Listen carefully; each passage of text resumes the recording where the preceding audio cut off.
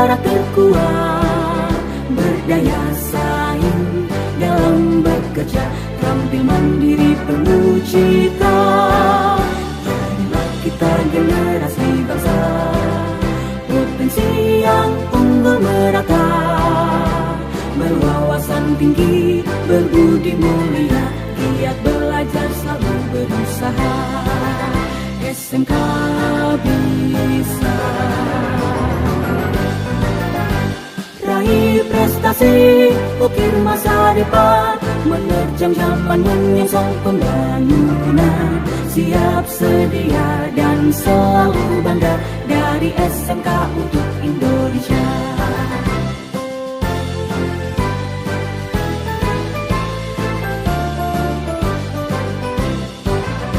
SMK bisa, SMK hebat, bermutu dan berkarakter kuat, berdaya saing dalam bekerja, tampil mandiri penuh cita. Jadilah kita generasi bangsa, potensi yang unggul merata, berwawasan tinggi, berbudi mulia, giat belajar selalu berusaha. SMK bisa raih prestasi, ukir masa depan, menerjang zaman menyongsong pembangunan. Siap sedia dan selalu bangga, dari SMK untuk Indonesia, dari SMK untuk Indonesia. Oke, Assalamualaikum warahmatullahi wabarakatuh. Waalaikumsalam warahmatullahi wabarakatuh. Oke, alhamdulillah sekali kita bisa tampil ataupun bisa link di Gmail Press yang ini. Semoga apa yang kita bicarakan, apa yang kita bahas, apa yang kita cerita hari ini bisa bermanfaat bagi kita, bermanfaat bagi PH, bermanfaat juga bagi saya semua untuk kedepannya. Dan hal-hal yang kita bicarakan ini bersifatnya rahasia dan tidak akan kita publikasi untuk orang lain. Ini cuma untuk kita berdua saja. Apa yang kita bicarakan materi ini, itulah yang kita saja yang tahu. Sebelum kita mulai, mungkin PH bisa bantu untuk memimpin doa dulu, supaya apa yang akan kita jalani ke depan diberkahi oleh Allah Subhanahu wa Ta'ala. Bismillahirrahmanirrahim.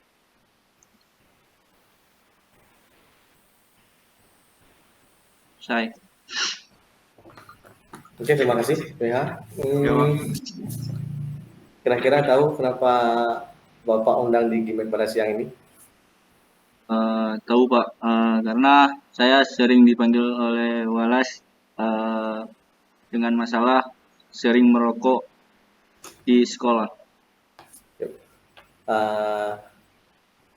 Terima kasih. Mungkin sudah tahu minimal sekali, saya sudah tahu apa yang akan kita bicarakan pada siang ini. Tapi sebelumnya, sebelum kita mengenal lebih jauh, sebelum bicara lebih jauh tentang apa permasalahan yang terjadi, bisa kita, mungkin Bapak akan memutarkan beberapa video dulu. Mungkin dengan kita menonton video yang ada, lebih bisa untuk merefleksi diri, lebih bisa mengetahui bahwasanya risiko-risiko apa yang akan terjadi, sehingga kalau memang kita seorang proaktif. Saya memang mendapatkan informasi tentang PH, sudah bukan cuma dari wali kelas, juga dari kawan-kawan di sekolah, bahwasanya memang PH kesannya sudah termasuk proaktif, tapi tidak ada arang melintang bahwasanya kita bisa untuk menghindari ataupun mengubah pola hidup kita untuk lebih sehat untuk ke depan. Oke, untuk yang ini bisa kita lihat dulu beberapa video sebagai motivator untuk kita.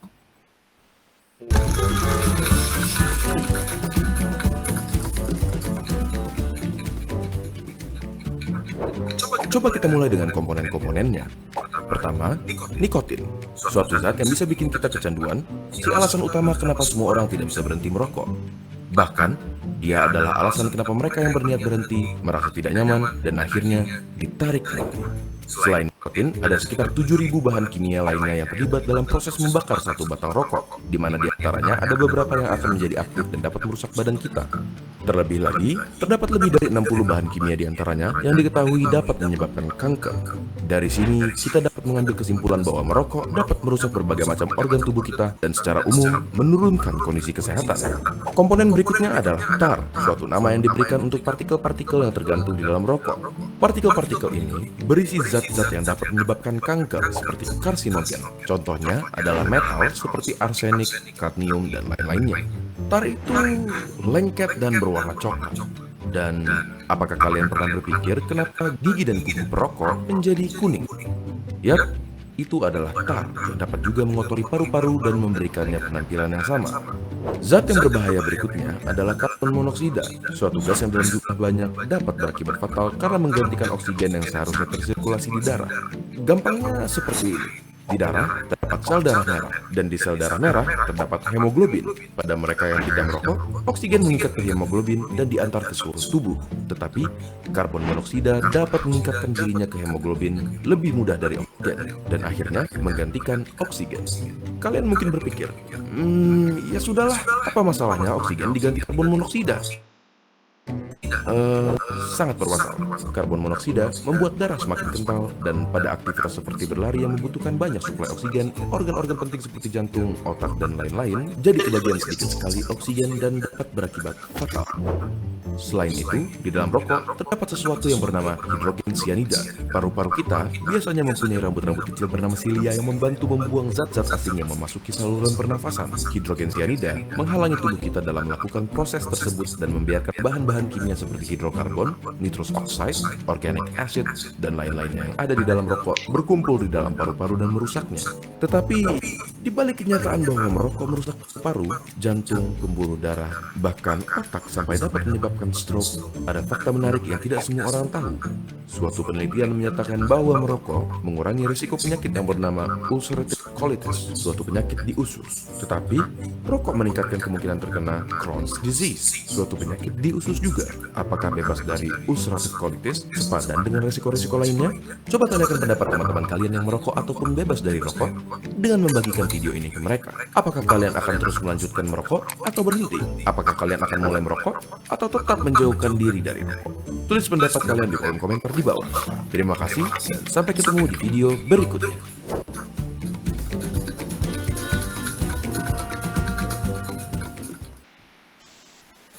Bagaimana ya, mungkin sudah melihat satu video yang barusan kita tonton, bahaya tentang bahaya merokok. Mungkin kita coba teman bertanya dulu di sini. Berdasarkan video yang sudah kita tonton, kira-kira apa yang bisa disimpulkan atau apa yang bisa diambil kesimpulan oleh pihak sendiri? Banyak negatifnya, tetapi ada sedikit positif yang bisa diambil dari merokok. Di antaranya, kira-kira contohnya? Contoh merusak organ tubuh yang lain, yang dimana lebih banyak dari hal positifnya yang mana kita nonton tadi bisa menyembuhkan penyakit di usus. Tapi mungkin apa kesimpulannya lebih banyak negatifnya atau positifnya? Lebih banyak ke negatifnya, Pak. Lebih banyak kekurangannya seandainya kita seorang perokok ya. Nah, setelah melihat video ini, kira-kira pihak sebagai seorang proaktif, ya, seorang proaktif bisa nggak merasakan ataupun mendeteksi sedikit gangguan seandainya VH lagi posisi merokok? Kira-kira yang terjadi dengan tubuh kita ataupun dengan terdeteksi dengan fisik VH sendiri bagaimana yang dirasakan seandainya dalam posisi merokok? Yang pernah saya rasakan sewaktu saya merokok, saya sering batuk, dan juga ketika saya lari, saya merasakan sesak yang cukup sakit di dada. Mungkin itu salah satu efek daripada pihak sebagai sering merokok yang memang rutin ataupun bisa dikatakan sudah jadi kecanduan merokok ya. Ya. Mungkin selanjutnya bisa nggak untuk kedepannya atau gambarannya lebih bisa mendisiplinkan diri kira-kira untuk menghilangkan kebiasaan merokok? Insya Allah saya akan usahakan untuk pelan-pelan menghindari merokok, Pak.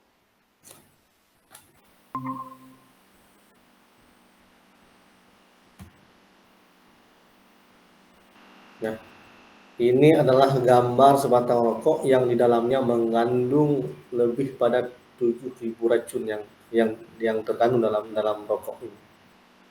Ini sangat berbahaya sekali untuk bagi kita sendiri dan juga untuk lingkungan di mana kita menghisap rokok sebagai perokok aktif dan juga berbahaya bagi perokok-perokok pasif yang ada di sekitar kita, baik itu keluarga kita ataupun teman-teman yang memang ada di sekitar kita. Itulah bahaya-bahayanya, malah dari antaranya bahaya yang bisa kita kesimpulan yang kita lihat tadi bahwasannya ini ada beberapa macam penyakit yang disebabkan oleh rokok.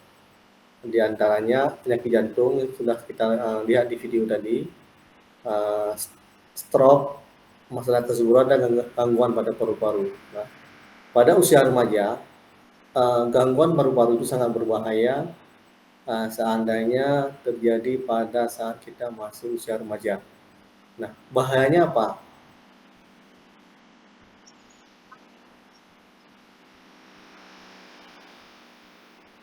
Nah, seperti yang kita lihat sekarang, inilah bahaya penyakit paru-paru PPOK atau paru obstruktif kronis.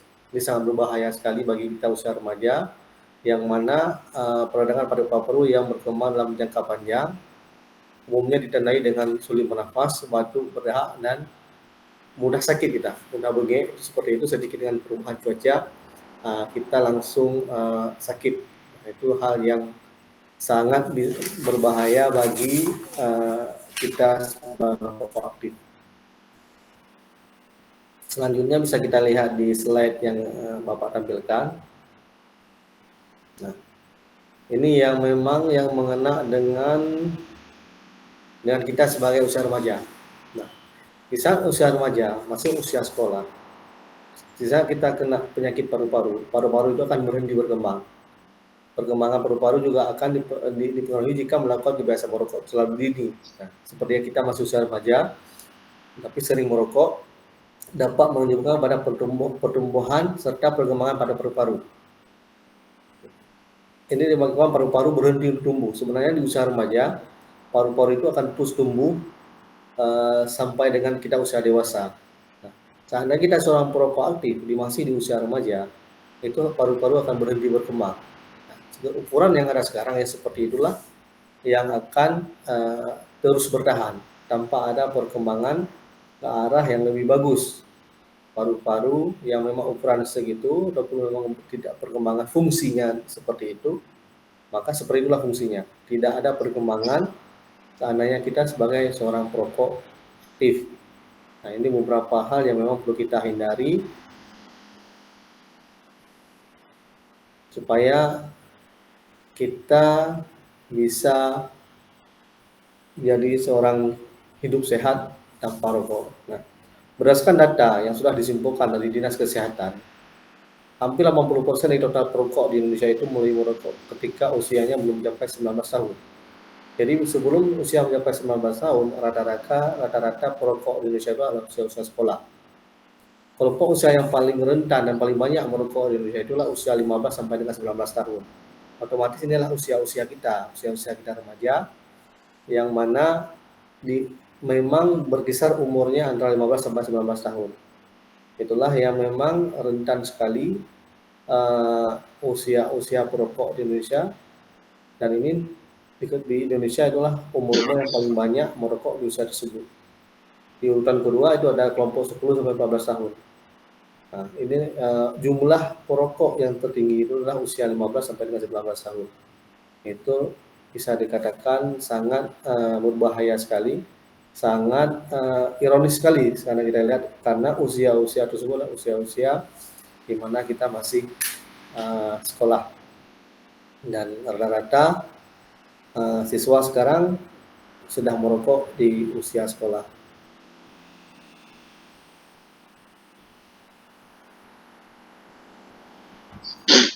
Ini data yang terkumpul selanjutnya, yaitu kebiasaan merokok diketahui menyebabkan sebanyak 6 juta orang meninggal setiap tahunnya di dunia.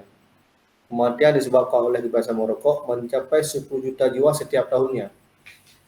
Setiap tahunnya seluruh dunia 10 juta jiwa meninggal itu karena disebabkan sebagai orang-orang perokok. Dan Indonesia adalah negara ketiga dengan jumlah perokok terbesar di Indonesia setelah Cina dan India. Kita menempati urutan ketiga sebagai perokok aktif dan perokok terbesar setelah Cina dan India.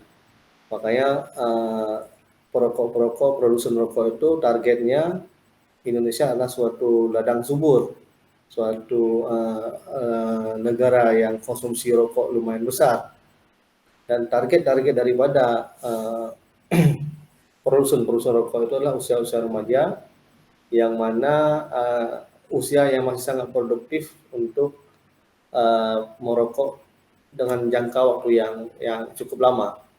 Nah, setelah ini seperti ini kejadiannya, untuk apa? Ya. Bahwasanya penyesalan itu di akhir tidak ada guna. Setelah kita sering merokok dan jadi perokok aktif, akibatnya adalah jadi pesakitan. Adalah seperti yang ada di gambar. Di saat ada model seperti ini, apa yang bisa kita lakukan sebagai seorang yang masih sangat panjang cita-citanya, apa yang bisa dilakukan kalau memang sudah kondisinya seperti sekarang ataupun seperti yang bisa kita lihat di gambar. Ini adalah salah satu perokok termuda di Indonesia, dan dia termasuk dalam perokok aktif. Di usia muda, dia di usia anak-anak dia sudah mulai merokok, dan sekarang beliau sudah tiada, sudah meninggal, dan di akhir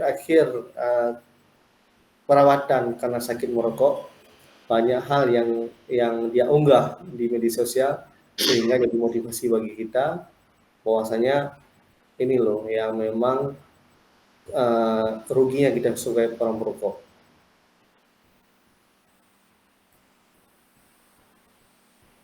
Ini salah satu kata-kata yang mungkin bisa memotivasi kita bahwasanya pada hari ini sebatang rokok mungkin bisa berubah menjadi abu. Mungkin suatu hari esok rokok yang akan mengubah menjadi abu. Ini adalah suatu kata bijak yang bisa kita maknai dan sangat bermanfaat bagi kita. Bahwasanya hari ini mungkin kita belum merasakan karena di usia remaja, di usia muda belum bisa kita rasakan efeknya apa.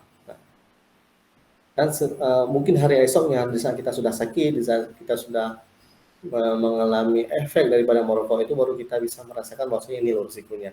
Tapi di saat itu semua sudah lewat dan sudah menyesal.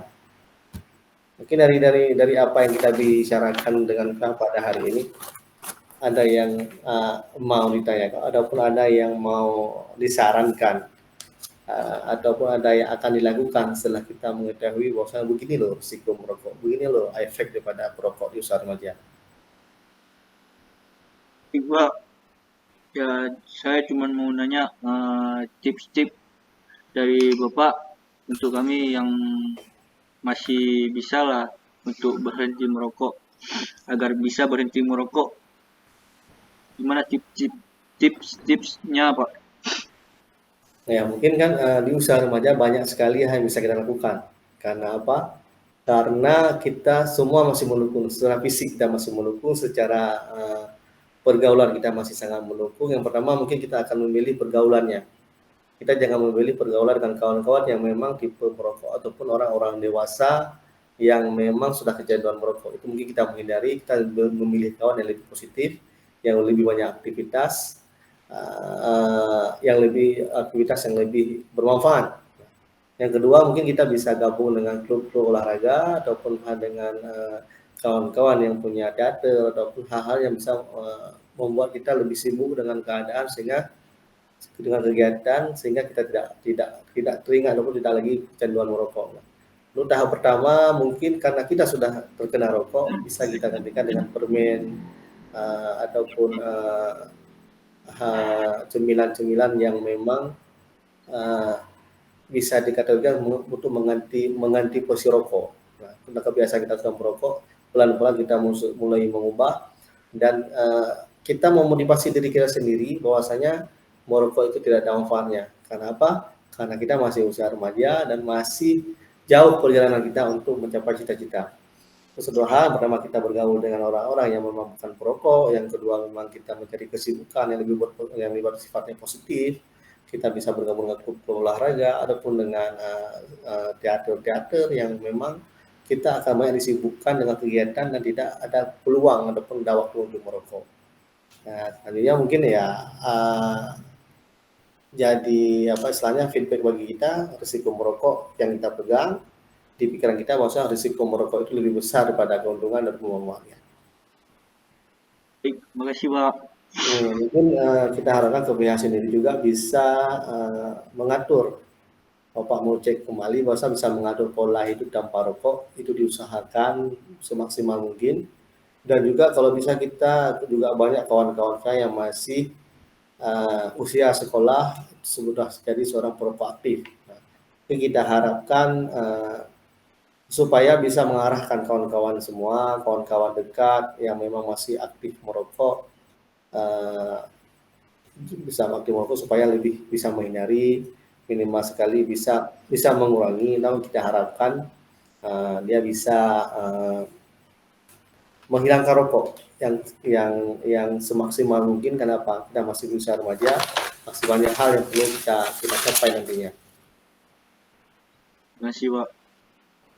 Itu kita harapkan PH bisa istilahnya untuk lebih mengurangi istilahnya lebih menghilangkan rokok karena itu sangat berisiko. Kira-kira gambarannya bisa nggak kita coba? Bisa Pak. Insya Allah. Jadi dari pertemuan kita yang tadi, kira-kira apa yang bisa disimpulkan?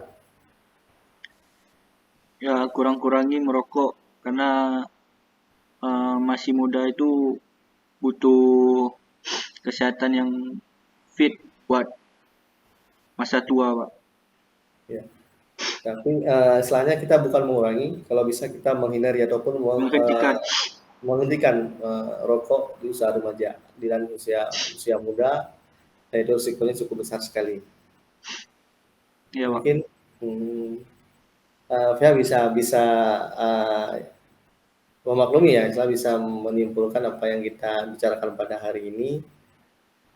Untuk selanjutnya kita akan ada pertemuan yang kedua yang akan kita jadwalkan seminggu ke depan mungkin. Nanti akan Bapak infokan kembali dan juga kita akan mereview kembali setelah PH melihat video setelah kita berbicara pada siang hari ini, kira-kira apa yang dirasakan, apa yang dirasakan atau apa yang sudah dilakukan, sehingga kita bisa menyimpulkan begini loh kondisi saya kalau memang berhenti merokok. Dia ada feedback, ada perbandingannya nantinya. Oke, untuk selanjutnya untuk rekam. Selanjutnya untuk menutup pertemuan kita pada siang hari ini, kita mengakhiri dengan doa sesuai dengan kepercayaan kita sebagai seorang muslim. Berdoa dimulai.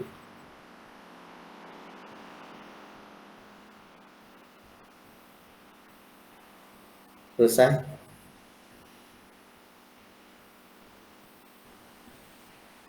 Dan untuk selanjutnya akan kita kontak terus, akan kita pantau terus, dan harapan saya PH bisa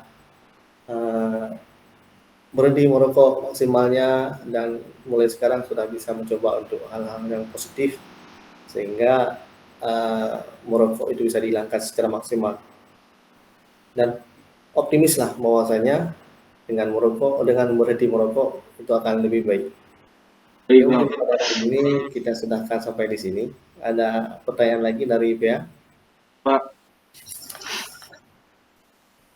Oke, terima kasih. Dan jangan sungkan-sungkan untuk kita tetap berkomunikasi tentang bahaya merokok dan hal-hal yang lain. Semoga bermanfaat bagi kita semua, dan harapan Bapak jangan ada sungkan untuk kita saling bertemu, saling berbicara, saling sharing tentang apapun masalahnya.